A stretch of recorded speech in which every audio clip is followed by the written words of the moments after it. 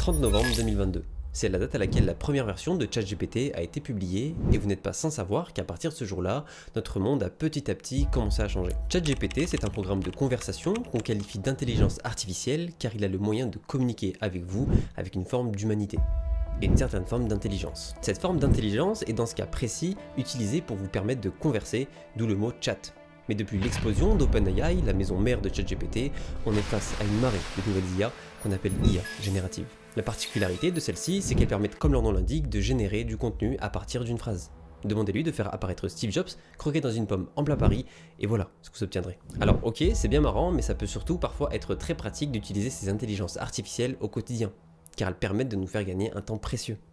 Mais justement, en parlant de temps, vous avez peut-être remarqué qu'il s'écoule toujours un délai plus ou moins important entre le moment où vous exécutez votre requête et le moment où vous obtenez son résultat. Pourtant, ça n'a jamais été le cas auparavant sur Google par exemple. Lorsque vous effectuez une recherche, Google se vante même du nombre de résultats qu'il a réussi à vous retourner dans un laps de temps extrêmement court. La différence entre Google et les intelligences artificielles, c'est que ces dernières ont besoin de beaucoup plus de temps pour lire, interpréter et générer un résultat quasiment unique au monde, selon ce que vous lui avez demandé. Mais derrière ce laps de temps se cache quelque chose de bien plus important, et peut-être même bien plus grave que ce que vous pensez. Lorsque vous effectuez une requête à une intelligence artificielle, cette dernière est envoyée à un serveur qui va la traiter. Le problème de ce serveur, c'est qu'il n'est pas sollicité que par vous, mais par des dizaines, des centaines, peut-être même des milliers d'autres utilisateurs.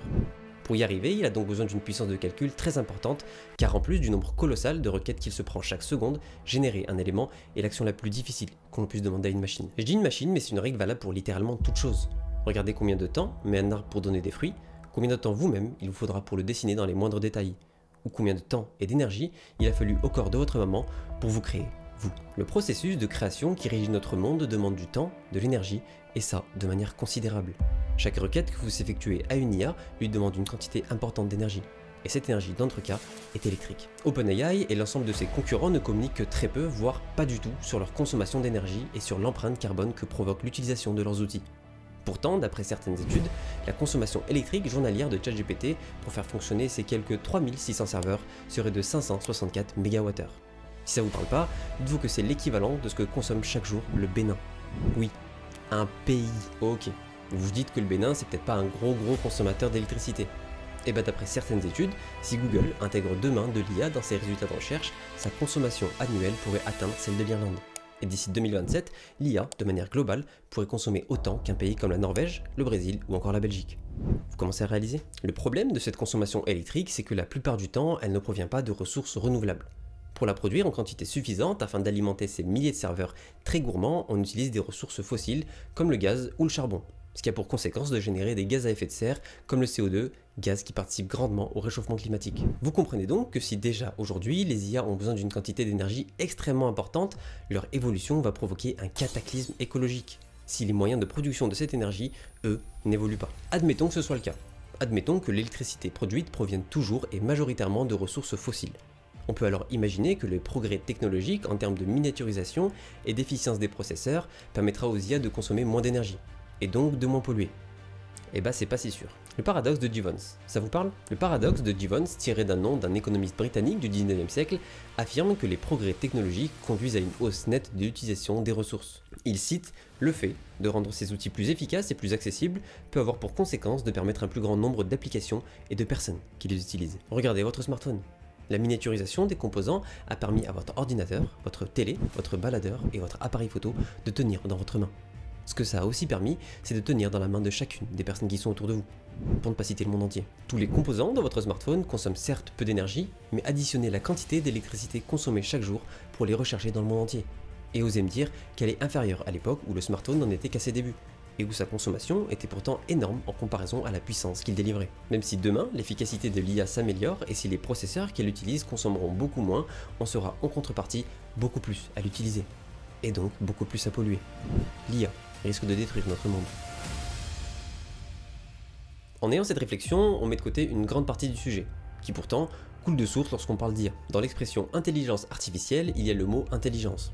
Cette intelligence pourrait en contrepartie de l'énergie qu'elle utilise réfléchir à des solutions pour justement moins l'utiliser, et donc moins polluer. Au-delà de ça, un des grands avantages de l'IA, c'est sa capacité à pouvoir traiter d'importantes quantités de données, et à en faire ressortir des résultats et analyses poussés de manière bien plus juste et efficace que le cerveau humain.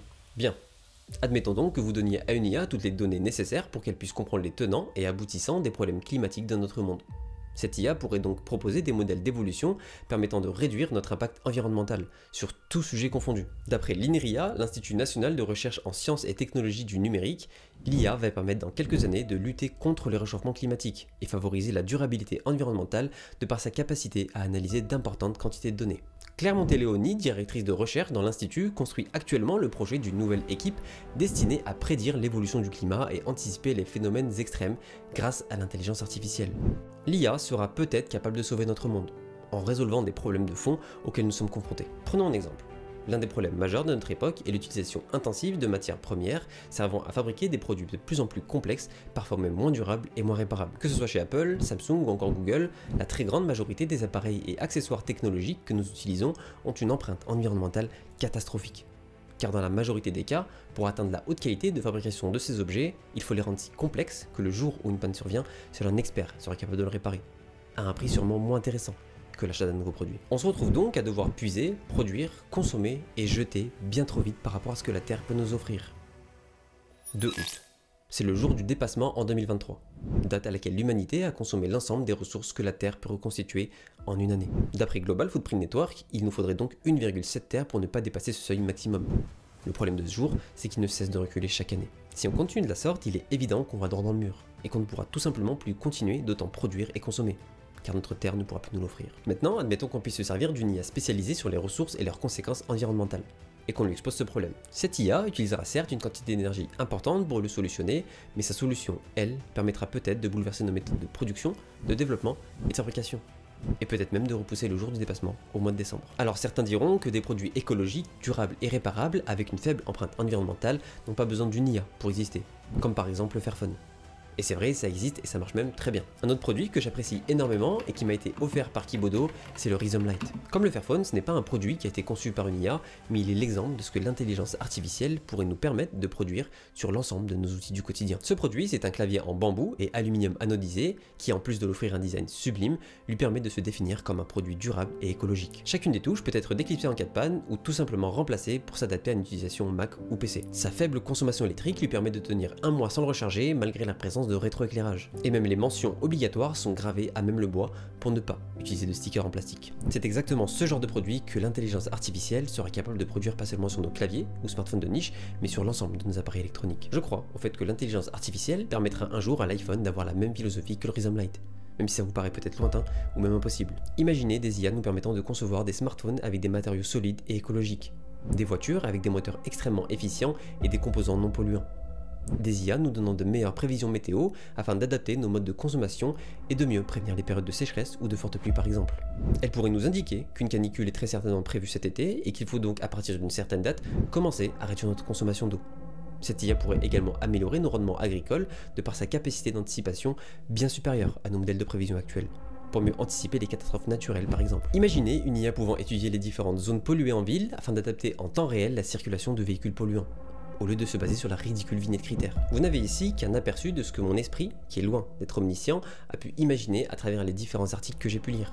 On peut donc facilement extrapoler ça au vu de la vitesse exponentielle à laquelle se développent les intelligences artificielles. Les IA seront peut-être des armes capables de résoudre absolument n'importe quelle problématique liée à notre climat. Mais comme l'homme a depuis la nuit des temps plus soif de pouvoir que d'eau, je crains que nos dirigeants préfèrent utiliser cette arme pour dominer plutôt que de survivre. Mr. Osman, are you afraid about AI? Je pense qu'il faut traiter l'intelligence artificielle avec prudence. C'est une technologie tellement importante qu'il faut la traiter avec prudence. What are you afraid about? J'espère que non, hein.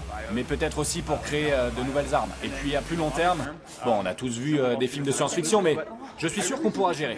You regret to have created OpenAI? Pas du tout, j'en suis très fier. Thank you so much. Merci. Notre avenir n'est pas entre les mains de l'intelligence artificielle, mais entre celles de l'intelligence, si elle existe, humaine. Ce n'est pas l'IA qui détruira ou sauvera notre monde, mais plutôt les choix de ce que l'homme aura décidé d'en faire. Alors prions pour que ces choix, eux, ne soient pas intelligents de manière artificielle.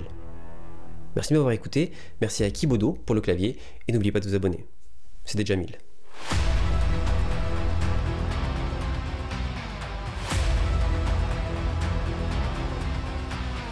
Pays comme la Norvège, le Brésil, ou encore la Belgique, Jamil.